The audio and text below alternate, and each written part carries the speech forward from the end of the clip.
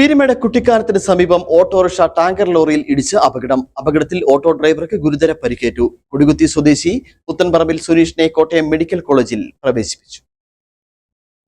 ഇന്നലെ വൈകുന്നേരമാണ് അപകടം ഉണ്ടായത്. കുട്ടിക്കാനത്തിൽ നിന്നും കൊടുകുത്തിയിലേക്ക് വരികയായിരുന്ന ഓട്ടോറിക്ഷ ഈ സമയം തമിഴ്നാട്ടിലേക്ക് പാല് കൊണ്ടുവരാൻ പോയ ടാങ്കർ ലോറിയിലേക്ക് ഇടിച്ചു കയറിയാണ് അപകടം ഉണ്ടായത്.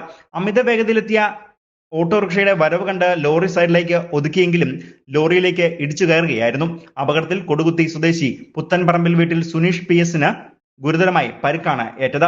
2 കാലുകൾക്കും തലയ്ക്കും പരിക്കേറ്റു. ഉടൻ തന്നെ പുറകെ വരികയായിരുന്ന വാഹനത്തിൽ ഉണ്ടായിരുന്നവർ സുനീഷിനെ മുണ്ടക്കയത്തെ സ്വകാര്യ ആശുപത്രിയിൽ എത്തിച്ച് പ്രാഥമിക ചികിത്സ നൽകിയ ശേഷം കോട്ടയം മെഡിക്കൽ കോളേജ് ആശുപത്രിയിലേക്ക് മാറ്റുകയും ചെയ്തു. സംഭവത്തെ തുടർന്ന് പീരുമേട് പോലീസ് സ്ഥലത്തെത്തി മേൽ നടപടികൾ സ്വീകരിക്കുകയും ചെയ്തു.